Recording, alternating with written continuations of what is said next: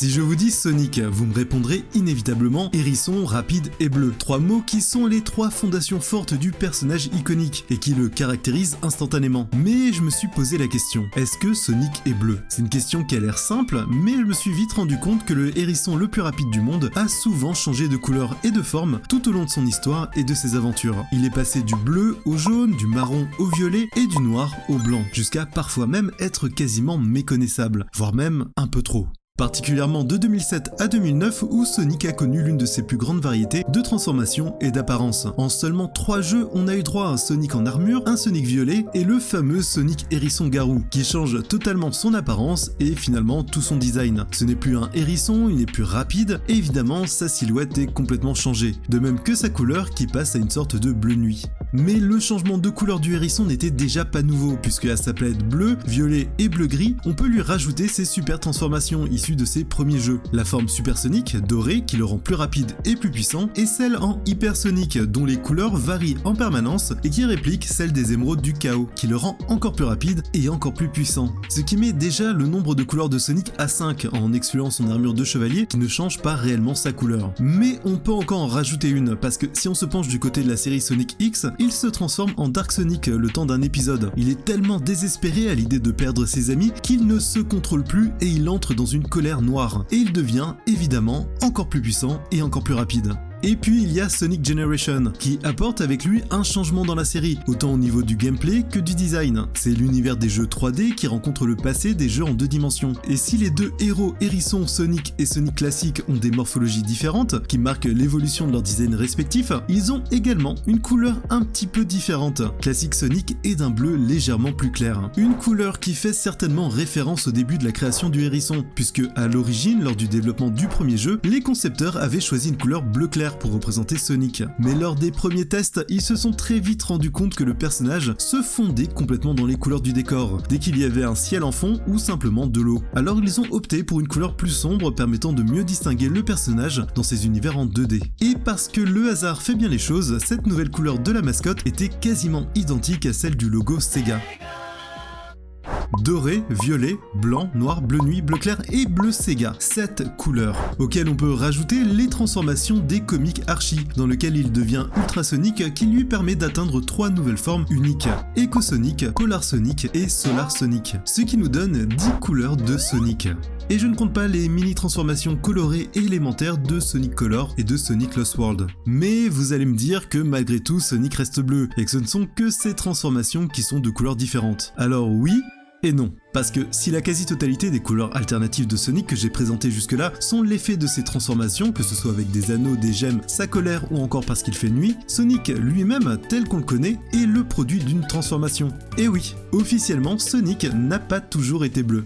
En 91, quand le premier jeu Sonic sort, les équipes de Sega veulent communiquer sur son personnage à l'international. Mais elles pensent que le public américain ne va pas forcément bien comprendre l'histoire de Sonic et ses enjeux. Alors elles décident d'écrire une sorte de manuel qui va expliquer ses origines et son but, mais adapté à ce marché. Et c'est carrément toute une réécriture qui est faite et de nouvelles origines qui lui sont officiellement inventées. Dans une première version, Sonic the Hedgehog... Ah non, pardon, je recommence. Dans une première version, Sony Hedgehog est un hérisson élevé par Mama Hedgehog avec ses 5 sœurs au Nebraska sur Terre. Sony est particulièrement doué, il apprend à lire et à écrire en observant les humains en cachette. Et parce qu'il court très vite, il est repéré par un petit entraîneur de baseball qui le fait rentrer dans l'équipe locale. La vie rêvée pour notre petit hérisson marron. Et oui, dans cette version de l'histoire, Sonic, ou plutôt Sony, n'a pas encore sa couleur emblématique. Mais pas d'inquiétude, l'histoire ne s'arrête pas là et le texte nous explique comment il va obtenir sa couleur bleue. Mais avant ça, il faut introduire un nouveau personnage, le maléfique et redouté Dr Robotnik. Enfin... Dans cette histoire, Robotnik n'est ni maléfique ni redouté puisqu'il consacre sa vie à aider les animaux et à les soigner. Et à vrai dire, il ne s'appelle même pas Robotnik, il s'appelle Ovi Kintober.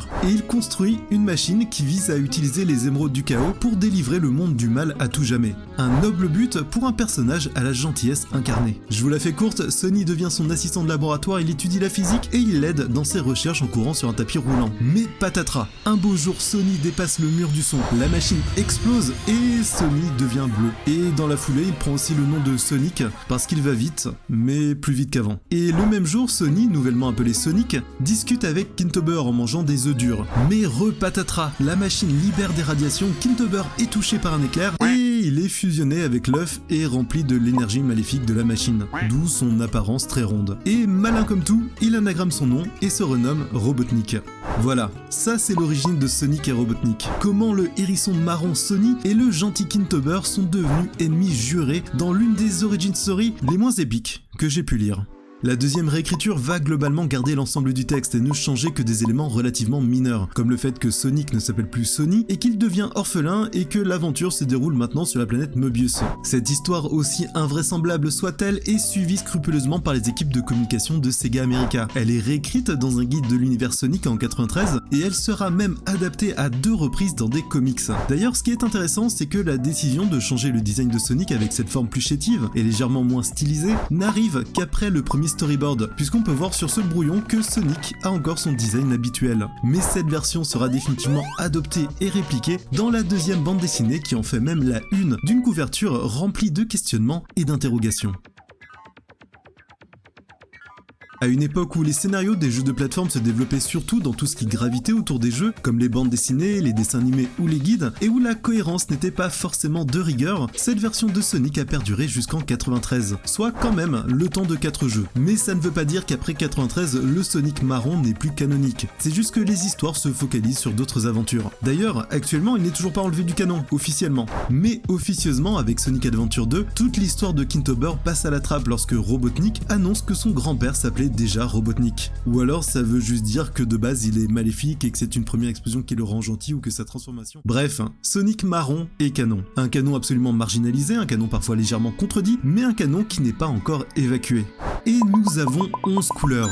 Depuis sa création, Sonic a vraiment évolué et est passé par beaucoup de chemins et d'itérations différentes au fil des années, que ce soit par la raison de sa création pour montrer la puissance de la console de Sega, par la série des transformations des jeux de 2007 à 2009, par les origines de Sony le hérisson marron, ou simplement par la réinterprétation de Sonic Generation. Et je dois avouer que j'aime beaucoup voir ces errances, souvent abandonnées, parfois maladroites, parce qu'ils montrent comment le personnage a été construit, et comment son caractère et ce que le personnage représente a évolué au fil des jeux et des années. Il montre la réalité de la création d'un personnage, et il la montre bien plus qu'un Mario ou qu'un Megaman, dont le caractère et le design n'ont finalement que peu évolué depuis leurs toutes premières apparitions. Sonic, c'est un personnage qui n'est pas figé, c'est un personnage qui a évolué, qui évolue, et qui continuera certainement encore à évoluer et à nous surprendre.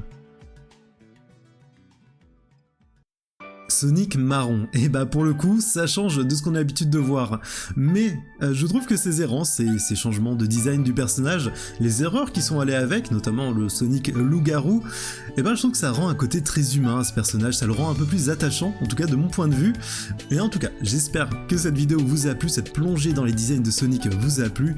Si c'est le cas, n'hésitez pas à liker la vidéo, à vous abonner à la chaîne, ce sont des petits gestes mais qui aident vraiment beaucoup la chaîne, et un grand merci aux tipeurs et tipeuses qui soutiennent la chaîne et qui financent cette vidéo. Grâce à vous, la chaîne peut continuer d'avancer, d'évoluer et j'espère produire du contenu qui vous plaît toujours plus. Et évidemment, un grand merci à vous qui avez regardé cette vidéo jusque là. Je vous dis à bientôt pour la prochaine vidéo.